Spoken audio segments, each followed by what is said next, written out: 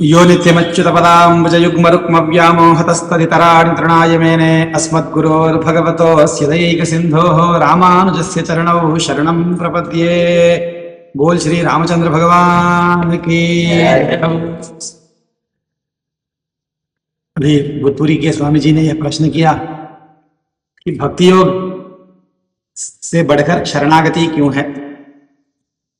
संपूर्ण भक्ति योगियों को मोक्ष मिलेगा ही मिलेगा ऐसा कोई निश्चय नहीं है, लेकिन जो प्रपन्न है, शरणागत हैं, उनको अवश्य मोक्ष मिलता है।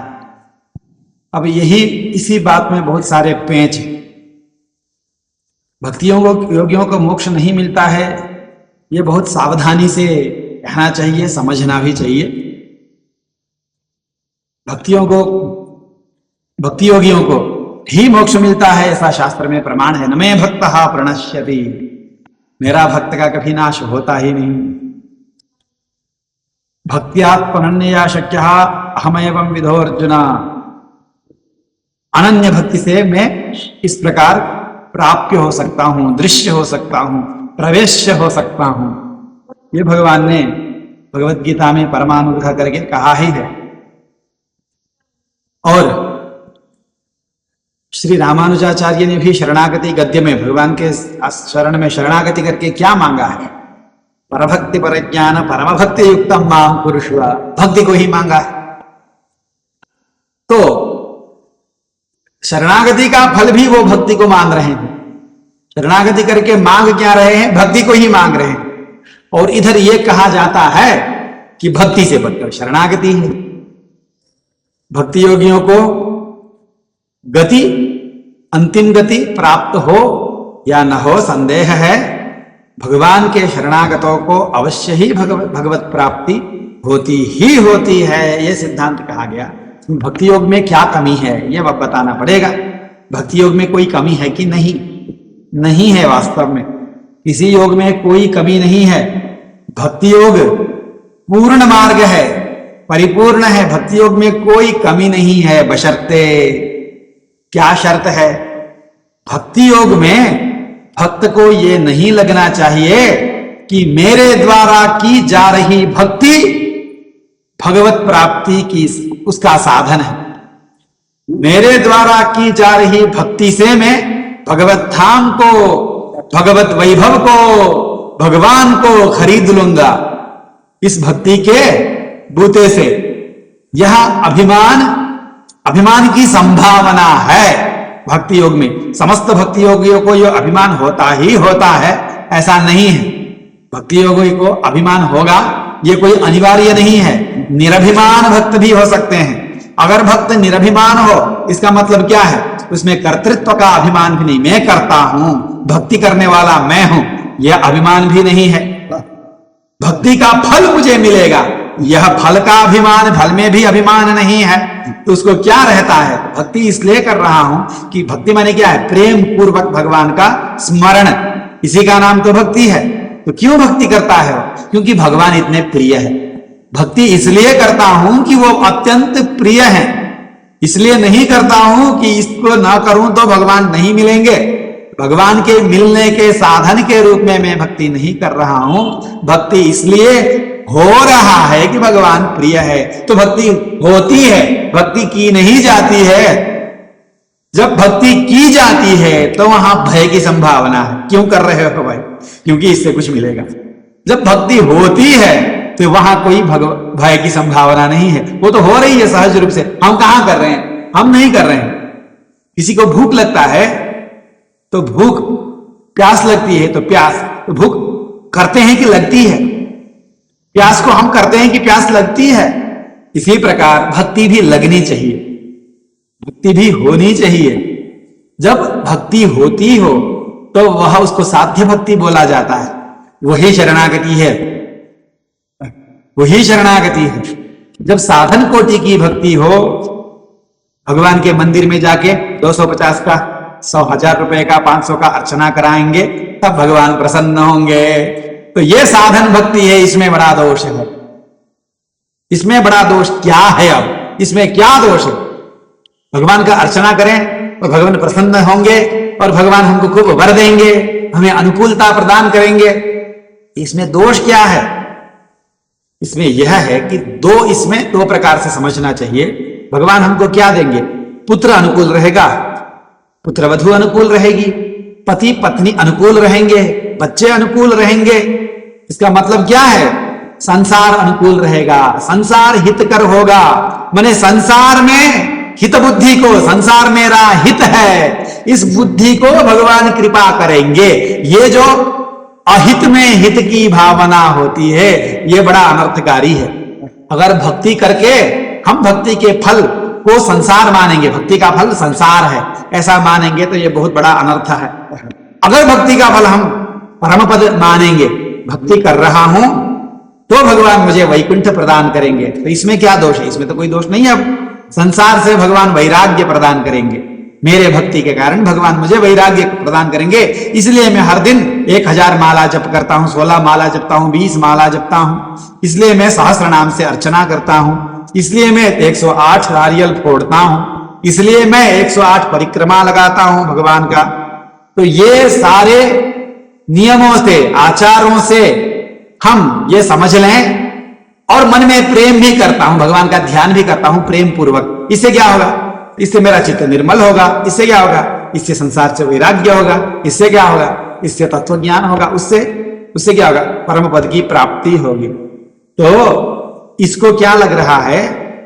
ये परम पद तक जाने का मार्ग स्वयं बनाएगा। मैं परम पद को जा सकता हूं, मैंने कर्ता मैं हूं। परम पद तक पहुंचने के रास्ते को, उस रास्ते का निर्माण करता मैं हूं। रास्ता मैं ही बनाऊंगा, चलूंगा मैं ही। तो इसमें जो कर्तृत्व का अभिमान आया, भोक्तृत्व का अभिमान आया, वो भोक्तृ में ही भोगता हूं। और परम पद किस लिए चाहिए भाई तुमको? क्यों परम पद जाना है? किस लिए वैकुंठ पहुंचना है? वहां परमानंद है, तो संसार रूपी अनर्थ की निवृत्ति होगी। संसार का कोई भय नहीं रहेगा, वहां आनंद ही आनंद है। तो आनंद होगा तो वहां मैं आनंद का अनुभव करूंगा। तो इसका मतलब खुद में भोक्तृत्व का अभिमान आया, खुद में कर्तृत्व का अभिमान आया। तो भोक्तृत्व का अभिमान और कर्तृत्व का अभिमान स्वरूप के अनुरूप नहीं है, ऐसा भागवत धर्म के आचार्यों ने प्रतिपादन इस प्रकार किया है। अपने में खुद को कर्ता नहीं मानना चाहिए, खुद को भोक्ता नहीं मानना चाहिए। कर्ता कौन है? भगवान है। तो भगवान के कर्तृत्व को सब कुछ वही कर रहे हैं, सब कुछ वही धर रहे हैं। तो उनके कर्तृत्व का अपहरण करके मैं करता हूं, ऐसा समझना ही भगवान के कर्तृत्व में हस्तक्षेप है। यहां तो एक अपचार हो ही गया, भगवत अपचार। भोक्तृत्व भी, मुख्य भोक्तृत्व भगवान में ही है। अपने आप को भोक्ता समझना माने क्या है? अपने आप को भोक्ता समझना माने आनंद के ऊपर मेरा अधिकार है, ऐसा समझना। ये अहंकार का ही कृत्य है। जब तक हृदय में अहंकार न हो तो अपने को मनुष्य भोक्ता नहीं मान सकता। मैं कुछ नहीं, अपने में सर्वथा नीचता का अनुसंधान होने पर, अपने को सर्वथा दास हूं ऐसा मानने पर, दास जब घर को झाड़ू लगाता है, पोछा लगाता है, तो वो घर साफ होने पर साफ घर को देख के आनंद मुझे लगेगा ऐसा नहीं सोचता है। क्या सोचता है? मालिक प्रसन्न होंगे। तो दास घर को झाड़ू लगा करके, घर को पोछा लगा करके क्या समझता है? तो उस सफाई का भोक्ता कौन है? खुद है या मालिक है? मालिक है। उसी प्रकार जैसे हम भी दास हैं, तो ये जो हमारे द्वारा किया जा रहा है वैकुंठ गमन होगा, तो वहां के आनंद का भोक्ता कौन है? मैं हूं समझने पर दासत्व जो है उसमें गड़बड़ी आ गई, दासत्व शुद्ध नहीं रह पाया। इन सब चीजों को देख करके, स्वरूप की हानि को देख करके, दासत्व रूपी, शेषत्व रूपी जो हमारा स्वरूप है उसमें हानि पहुंचेगी अपने को कर्ता मानने पर, अपने को भोक्ता मानने पर। तो भक्ति योग में यह हो जाता है कि मैं करता हूं। भक्ति योग का कर्ता मैं हूं, भक्ति योग के फल का भोक्ता मैं हूं, यह मानने पर स्वरूप में हानि हो जाती है, स्वरूप में दोष आ जाता है। दासत्व, शेषत्व सही रूप से टिक नहीं पाता। इसलिए बोला जाता है कि भक्ति योग नहीं, प्रपत्ति का अवलंबन करो। हालांकि यदि वही भक्ति योग, वही भक्ति वही है, भावना वही है, भगवान के प्रति प्रेम वही है, भगवान का नाम उच्चारण मुंह में सर्वदा हो ही रहा है, इस नाम गिनती से नहीं होना है, माला को रख दिया, भगवान का नाम मुख में राम राम राम राम राम चल ही रहा है। क्यों चल रहा है? राम नाम लिए बिना आनंद आता ही नहीं, मुंह सूख जाता है, इसलिए राम नाम चल रहा है। बिना राम ध्यान के हृदय बेचैन हो उठता है, इसलिए रामचरित्र का ध्यान हो रहा है, इसलिए नहीं कि उससे कुछ मिलेगा, इसलिए कि उसके बिना रहा नहीं जाता। भक्ति वही है, लेकिन उसमें कर्तृत्व का अभिमान नहीं, मैं करता हूं ऐसा नहीं, भगवान स्मरण में आ रहे हैं। योऽन्तः प्रविश्य मम वाचमिमां प्रसुप्ताम, मेरे अंदर बैठ करके इस प्रसुप्त वाणी को जो जगा देता है, मेरे मन को जो जगा देता है, मेरे कर्ण हस्त पाद आदि को जो जगा देता है, उस परमात्मा को मैं नमस्कार करता हूं बोल के, जो भगवान सब कुछ कराने वाले वही है। अंतिम में वैकुंठ पहुंचेंगे तो वहां का आनंद किसको? उसको आनंद होगा तो ले जाए, ठीक है, उसको आनंद नहीं होगा तो नरक में डालेगा, सो भी ठीक है। ये भावना होनी चाहिए, शरणागतों की ये भावना होती है। शरणागतों को ये नहीं होता है कि वैकुंठ ही पहुंचे, उसका मोक्ष अवश्य मिलेगा, ये बात शास्त्र की बात अलग है, लेकिन उसके हृदय में क्या रहता है? शरणागत के हृदय में कि भगवान मुझे दिवि वा भुवि वा ममास्तु वासः नरके वा, स्वर्ग में रखो, भूलोक में रखो या नरक में रख दो, कहीं पर भी रख दो, मुझे कोई दिक्कत नहीं है, कहीं पर भी रख दो, केवल तुम्हारे चरणारविंद की स्मृति होनी चाहिए। अविस्मृतिस्त्वच्चरणारविंदे भवे भवे मेस्तु भवत् प्रसादात्। हर जन्म में, माने जन्म की प्रार्थना हो रही है तभी ना हर जन्म में है।